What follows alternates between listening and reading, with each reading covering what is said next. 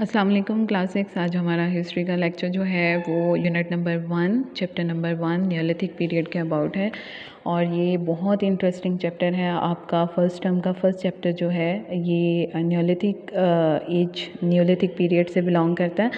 और Neolithic actually क्या है, ये पत्थर के ज़माने से मुतालिक है, ठीक है। और उस ज़माने में लोगों की एक्टिविटीज़ क्या थी, जैसे कि आपको पिक्चर से भी शो हो रहा है बुक पे कि लोग मुख्तलिफ़ एक्टिविटीज़ में बिज़ी हैं और वो क्या क्या एक्टिविटीज़ कर रहे हैं, कुकिंग कर रहे हैं, हंटिंग कर रहे हैं और डिफरेंट टूल्स के साथ वर्किंग कर रहे हैं। तो नियोलिथिक पीरियड जो है, ये नियोलिथिक जो वर्ड है ये ग्रीक लैंग्वेज से लिया गया है, यानी यूनानी ज़ुबान का लफ्ज़ है। और NEO न्यू मीन्स न्यू यानी नई और लिथिक मीन्स यानी स्टोन, ठीक है। और जो इनका टाइम पीरियड है वो 4000 BC से 2000 BC तक है। अब ये BC किस तरह से आपको पता चलेगा ये किस चीज़ की एब्रीविएशन है, तो ये लास्ट पे आपको डू यू नो में दिया हुआ है। Dates are given in 2 ways, AD and BC in the Gregorian calendar. BC stands for the time before the birth of Prophet ईसा अलैहिस्सलाम। BC जो वर्ड है वो बिफोर द प्रॉफिट ईसा अलैहिस्सलाम की बर्थ से पहले है। And AD stand for after the birth of prophet ईसा अलैहिस्सलाम। The year 2016 is actually 2016 years after the birth of prophet ईसा अलैहिस्सलाम। अब नेक्स्ट अगर हम देखें तो ये नियोलिथिक जो वर्ड है ये ग्रीक लैंग्वेज से लिया गया है और इसका मतलब है यानी द स्टोन एज, और the it's English translation is the new stone age. It started around 10,000 BC and lasted to about 4,000 BC to 2000 BC. Some of the major characteristics of the Neolithic age are, characteristics क्या होती हैं, यानी ये जो time period था यानी ये stone period जो था इसमें इसकी characteristics क्या थी, इनकी खसूसियात क्या थी, तो ये पॉइंट्स आपको दिए हुए हैं। सबसे पहले मेगालिथिक आर्किटेक्चर। मेगालिथिक आर्किटेक्चर क्या होता है, यानी ये पत्थरों से बहुत बहुत बड़े पत्थरों को लेके तो वो अपनी बिल्डिंग्स जो थे वो कंस्ट्रक्ट करते थे, अपनी बिल्डिंग्स बनाते थे, उसको मेगालिथिक आर्किटेक्चर कहते हैं। जैसे कि सेकंड वाली आपको पेज पे भी इन्होंने दिया हुआ है ये हेडिंग मेगालिथिक आर्किटेक्चर। तो इसमें आप ये पिक्चर में भी आपको नज़र आ रहा है कि इनकी बिल्डिंग किस तरह से बड़े बड़े पत्थरों से बनाई जाती थी। और सेकंड जो हमारे पास यहाँ पे पॉइंट आ रहा है, beginning of agricultural practices.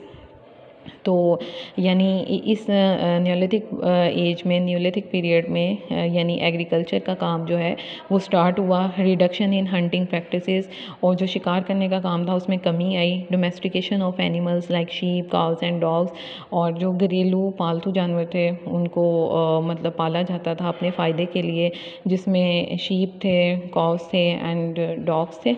Use of polished stone tools and jewellery, और पॉलिश्ड स्टोन्स और ज्वेलरी का इस्तेमाल किया जाता था। यूज़ ऑफ पॉटरी, और मिट्टी के बर्तनों का इस्तेमाल किया जाता था यानी नियोलिथिक पीरियड में। It must be remembered that the Neolithic age progressed differently in various parts of the world. For example, in certain societies, pottery developed earlier than agriculture. Next page पे अगर हम आए, मेगालिथिक आर्किटेक्चर।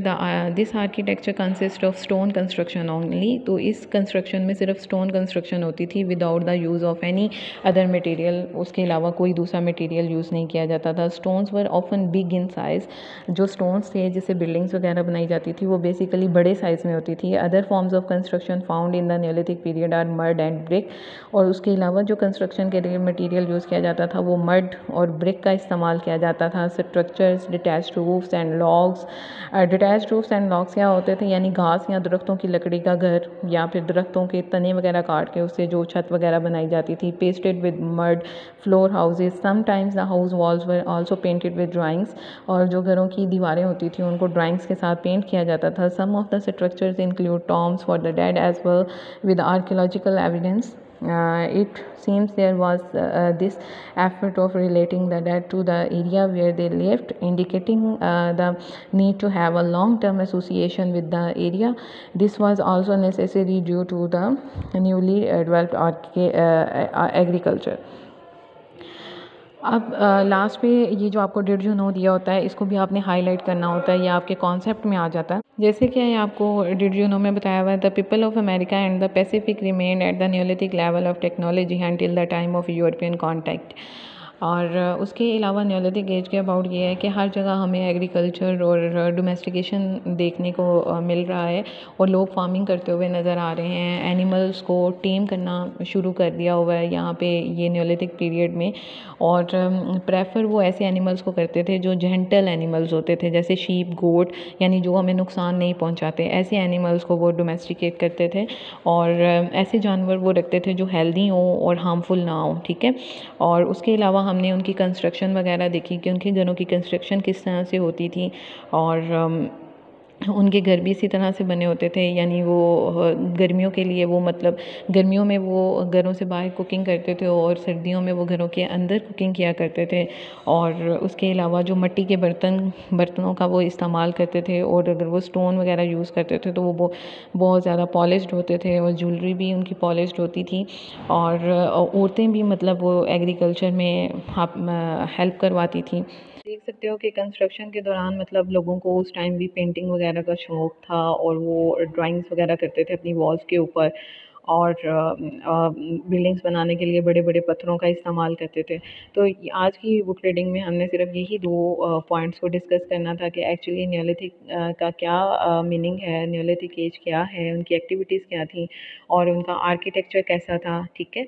तो आपने इसको बहुत concepts के साथ मतलब याद करना है और वर्ड्स मीनिंग जो हैं अपने नोट भी करने हैं। और उसके अलावा आपकी आज की डायरी में जो है वो वर्ड्स मीनिंग है प्लस बुक रीडिंग है। आपके नोट्स के ऊपर वर्ड्स मीनिंग दिए हुए हैं, बुक रीडिंग आप बुक से करोगे, ठीक है। और साथ में आपने आज की डायरी में जो याद करना है, आज की डायरी में आपका unit 1 chapter number 1 half book reading plus words meaning और प्लस शॉर्ट क्वेश्चन नंबर 1 + 2 है, ठीक है। शॉर्ट क्वेश्चन 1 + 2 और 3 4 यानी 4 क्वेश्चंस हैं जो आप याद करोगे। Unit 1 chapter 1 half book reading plus words meaning plus short question number 1 + 2 और प्लस 3 और 4, ठीक है, वो आप याद करेंगे और ये सारे वर्ड्स मीनिंग अपनी बुक पे नोट करेंगे।